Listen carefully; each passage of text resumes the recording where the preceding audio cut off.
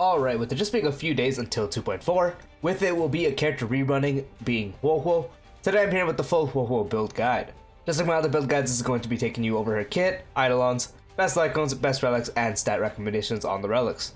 And yeah, that's all I gotta say. Remember, I'm doing a build guide for every single 2.4 character. Yunli is out now, you can check that out right now. You are now watching Huohuo, Xiaochu will be out soon, and Sparkle will also be out soon. But yeah, drop a like, drop a sub, hit the bell icon for more videos like this, and let's get straight into the video. So Huohuo is a wind character following the path of abundance. Her basic attack deals wind damage equal to 50% of Huohuo's max HP to a target enemy.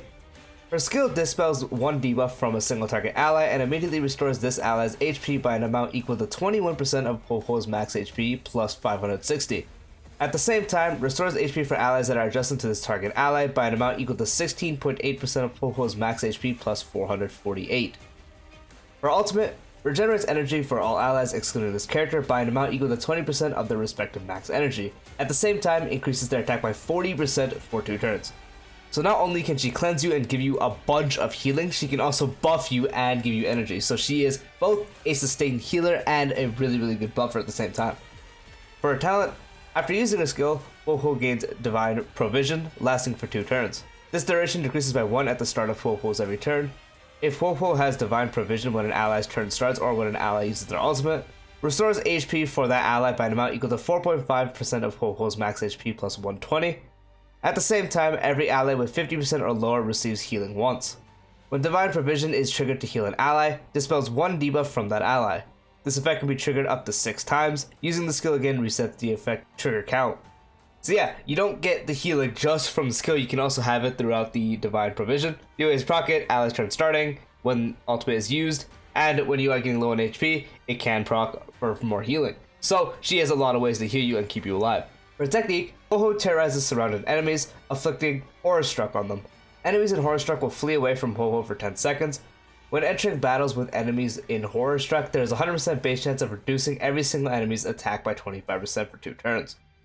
For her bonus traces, her A2, when the battle starts, Huohuo gains Divine Provision lasting for 1 turn. Her A4, the chance to resist crowd control debuffs increases by 35%. And her A6, when her talent is triggered to heal allies, Huohuo regenerates 1 energy. Moving on to her eidolons.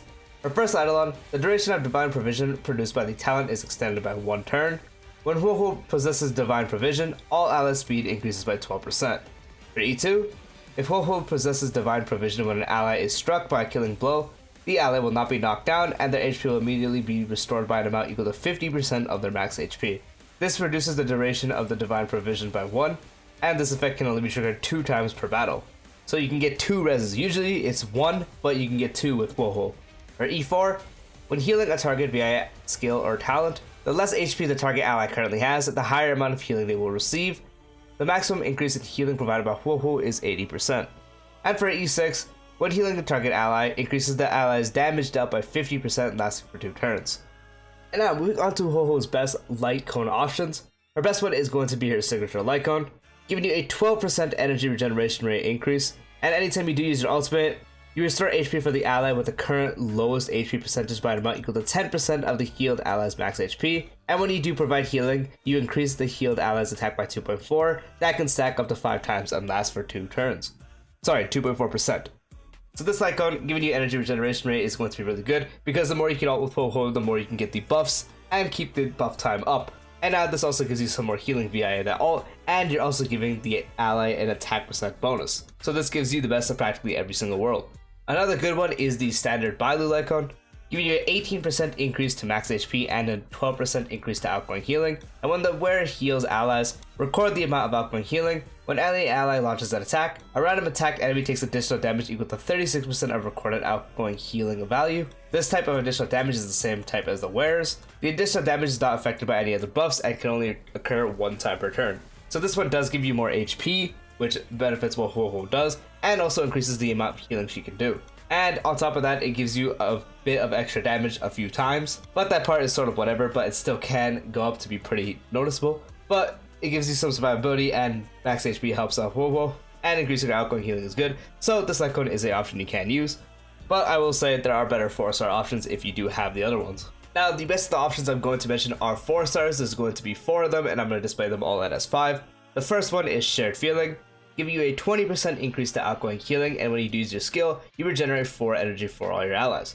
So a 20% increase to outgoing healing is going to be very, very beneficial, just so you can keep your allies alive for easier and longer because you are providing more healing. And now when you do use the skill, you give everyone more energy. So you combine that with the ultimate giving energy and now your skill being able to give energy. You have multiple ways to give energy for your team, which can be really good for DPS output, your harmony support uptime. It can just be really good, so this light cone is a very good option. Another good option is post-op conversation, giving a 16% increase to energy regeneration rate and an increase to your outgoing healing when you do use your ultimate by 24%. So being able to have a easier uptime on the ultimate because you do get a 16% increase to energy regeneration rate. And when you do use your ultimate and you buff your allies and have all that stuff go out, you are now able to increase your outgoing healing by 24% after you do use your ultimate. So this is another good option you can use. Another option is perfect timing, giving you a 32% increase to effect res and increases outgoing healing by an amount equal to 45% of effect res, and the outgoing healing can be increased this way up to 27%. So being able to scale off effect res means you obviously do want some effect res, and this one gives you a 32% increase to effect res, which is really, really good. And the more effect res you have, the more you can heal, giving you up to a 27% increase to outgoing healing, which is really, really good. And the more effect res you have, the less likely your Ho-Ho is to be CC'd. While she does have some stuff in her kit to help that, you're still able to be CC'd, so the more effect res you have, the better, just so things don't get ugly. So this is another really good option. And then the last light cone is actually the one we got from the event when Ho-Ho did drop, which is the Hey Over Here light cone, giving you a 12% increase to max HP, and when you do use your skill, increases outgoing healing by 28%, lasting for 2 turns. So max HP, survivability, and also helping with what Ho-Ho does. And then when you do use your skill, you increase outgoing healing by 28% for 2 turns. Since you do have to use skill pretty often with this one, just to keep the outgoing healing up every 2 turns. If you can't manage skill points on your team, it becomes a bit more difficult. And obviously, if you don't have that outgoing healing bonus per active, this light cone becomes kind of whatever, because it's just a 12% increase to max HP, which you can just get elsewhere anyways. But if you are able to keep that up, then this light cone becomes a lot more valuable, and is also a very solid option as well. And now, for the relic options for Ho-Ho, the best set is going to be the 4-piece of the Passerby, the Wandering Cloud. It is the outgoing healing set, and her whole role is to heal and also buff. So the 2-piece giving you a 10% increase to outgoing healing, and the 4-piece, when you do go into the battle, you recover 1 skill point, which can help you with some setups on other units, or help you just use the skill right away just so you can get another turn on the Divine Provision. So this is a really good relic set you can use. But if you don't have the 4-piece, you can easily just combine 2-piece of the Passerby set. You can do something like 2-piece of the Hackerspace set for more speed because Ho-Ho wants speed.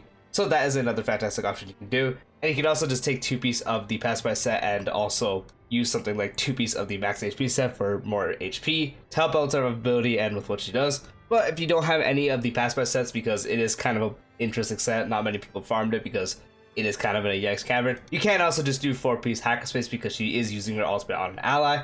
So if you aren't going to mess up your speed rotations with what it does, then you can use it because you do get a 12% increase from the 4-piece for speed for 1 turn for all your allies, and you're also still benefiting from the 6% speed that the 2-piece gives. For fighter ornaments, this does actually depend. The best universal one is going to be Ageless because Ho-Ho is extremely good and is the best sustained on a dot team. And dot characters love attack percent, and Ageless gives that. Ageless gives you 12% max HP increase, and then when you get 120 speed or higher, you give all your allies a 8% increase to attack. And that's really good for dot characters, and that's really good for practically everyone except someone like Blade, or if you're like me and have a DPS of Ensuring, but you would not be running them together anyway, so practically every DPS in the game will benefit from the attack percent, so Aegis is the best one you can do. But if you are running her with a crit DPS, then you can easily just sub that out and use Broken Keel, because you get a 10% increase to effect res, which is nice, and when you do a 30% or higher effect res, you give everyone 10% crit damage. So having 30% effect res is nice just for less chances to get CC'd, as I mentioned before, and now you're giving everyone a 10% increase to crit damage, which is also really good. Now, for the main stats on the relics, for the body, you do want to have outgoing healing for the most healing output you can get. For the feet, you do want speed. For the orb, you want HP percent. And the link rope, you want energy regeneration rate. For the substats, you want to focus on speed first and make sure you do hit the breakpoint of 134. And then past that, you can still get more speed. More speed, the better. You want her to get as many turns as possible just so you can either generate skill points, have Divine Provision up, be able to get more energy for your ultimate, just whatever. But the main goal is just to at least have 134 for the breakpoint. And then past that is just your survivability stats. HP percent is the main one you want, but effect res rolls is going to be nice, as I mentioned, for CC'd, and also some defense so you take less damage is nice. So again, speed until breakpoint, then your survivability stats, the best one being HP and HP percent, and then also effect res and defense just so you don't die.